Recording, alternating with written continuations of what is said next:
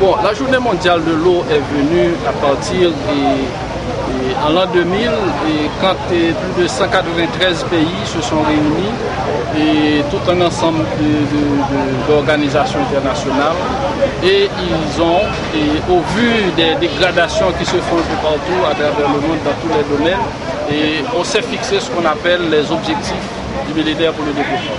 Et on s'est dit entre l'an 2000 et 2015, il y a un certain nombre d'éléments qui devraient être pris en compte, notamment sur les problèmes de santé et sur les problèmes d'éducation. Et nous voyons actuellement il y a de grandes avancées qui se font dans le pays à travers l'éducation pour tous, et également sur les projets à caractère durable, et notamment en ce qui concerne l'environnement.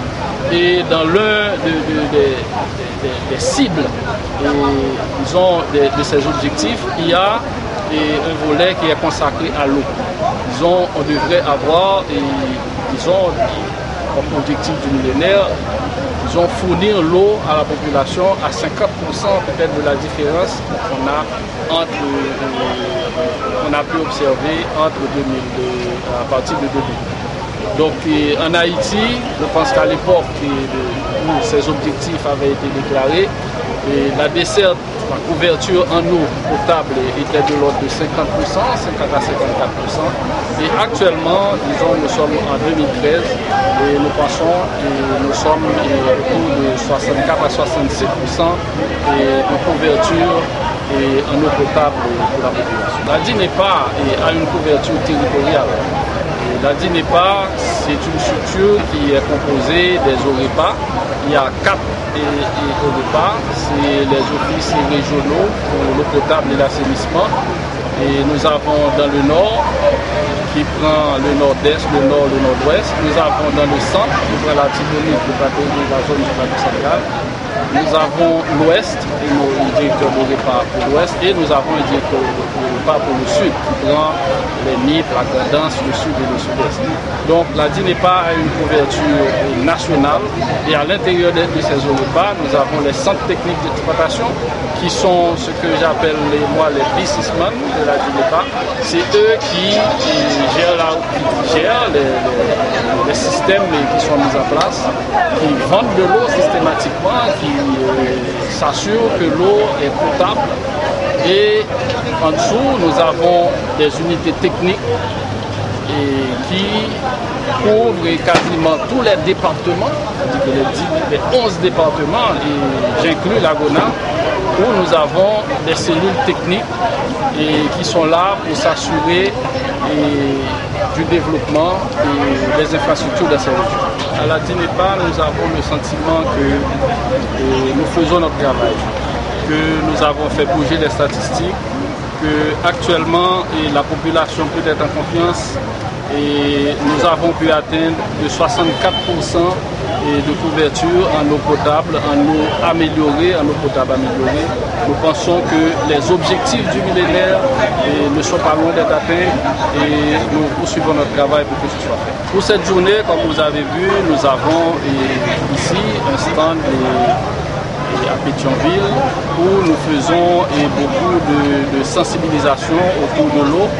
Et nous avons eu personnellement nous-mêmes une causerie avec les étudiants de la faculté des sciences, et des jeunes ingénieurs, de jeunes architectes et de jeunes techniciens qui ont montré un intérêt vraiment manifeste pour cette problématique de l'eau.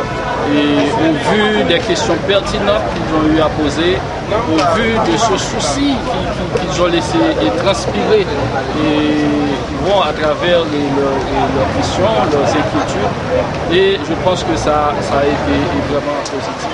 Donc nous avons également, et non seulement ici, mais à travers les OREPA, c'est-à-dire que les différentes directions régionales, nous avons des manifestations de tout partout à travers la République, et des manifestations de sensibilisation des gens autour de la problématique de l'eau en Haïti. Les prochains mois, nous avons beaucoup d'inauguration, nous avons beaucoup d'endroits où l'eau potable a été fournie à la population, et nous avons récemment fait un déplacement dans les nippes et la Grandance et le Sud, ou actuellement dans les régions comme Ansavo, dans les régions comme les Kaouk, Saint-Michel, les Baconnois, et nous avons des projets qui s'exécutent à Fond-des-Nègres, à Fond-Tortue, et où l'eau potable sera rendue à la population.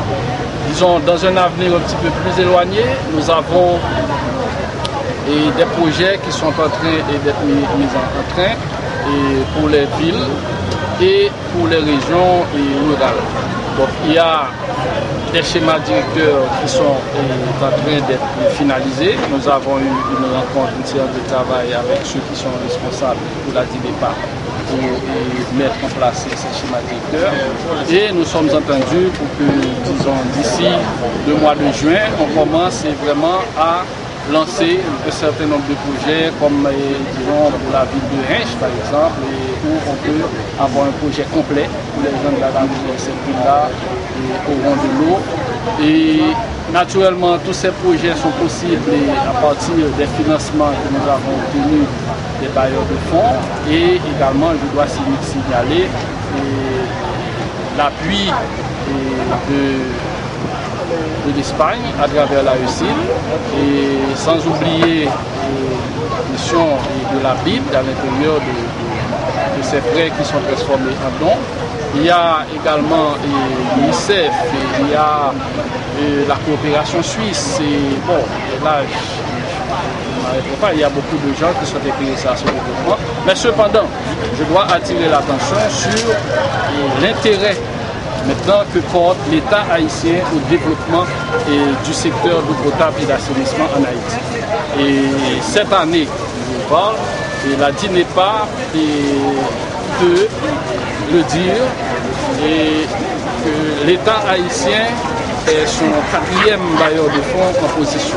C'est-à-dire qu'il vient après l'AECID, la BID et la Banque mondiale, eh bien l'État haïtien a pris en main le développement du secteur de l'eau potable et de l'assainissement, et il les finance. Nous avons beaucoup de projets qui ont été financés par l'État haïtien. Actuellement, une grande partie des habitants de Thomassic et boivent de l'eau, c'est à partir des fonds du Trésor national, et je pense qu'il y a beaucoup d'autres villages actuellement. Il y a une trentaine de villages qui seront alimentés en eau cette année à partir des fonds du Trésor public, à partir de ce qu'on appelle des projets, à partir des FIOP. La DINEPA et ses préoccupations sont bien tracées dans la loi qui a créé la DINEPA, c'est-à-dire qu'il faut que la DINEPA arrive à fournir de l'eau potable à toute la population et à lui fournir des assainissement de base. Parce que nous avons beaucoup parlé d'eau, puisqu'aujourd'hui c'est la journée mondiale de l'eau, mais l'assainissement est une préoccupation tout à fait normale et régulière de la DINEPA, parce que finalement c'est bien fournir l'eau, mais il faut que les milieux soient assainis pour qu'on s'oppose, qu'on empêche systématiquement le développement de maladies d'origine hydrique ou d'origine hydrofécale. Donc la DINEPA, c'est cette mission qui est placée par la loi et qui se donne le devoir de fournir de l'eau à un maximum de gens dans la population et à lui fournir tout l'assainissement de base dont il a besoin pour bien évoluer. Là, dans combien de temps? C'est difficile à dire dans 5 ans je vais atteindre toute la population, parce que vous avez en Haïti, la population est extrêmement mobile, et vous avez actuellement, vous regardez un peu le monde hôpital, vous voyez les gens se sont déplacés dans certains endroits et viennent, disons, à Port-au-Prince. Il se peut qu'il y ait un phénomène qui se passe et maintenant l'intérêt c'est pour la ville des Cayes. Il y a un autre intérêt c'est pour la ville du Cap-Haïtien. C'est-à-dire que les systèmes que vous aurez mis en place pour ces villes, pour une population qui a été déterminée en fonction de statistiques bien précises, et vous vous rendez compte que maintenant il n'y en a pas assez. Mais cependant, sans pouvoir vous dire l'horizon exact, nous sommes sûrs qu'avec les travaux que nous faisons actuellement à la DINEPA, avec les projets, les financements dont nous disposons, avec l'intérêt que porte l'État haïtien à travers le gouvernement pour le développement du secteur, nous pensons honnêtement que d'ici une dizaine d'années, on devrait pouvoir fournir de l'eau à quasiment presque.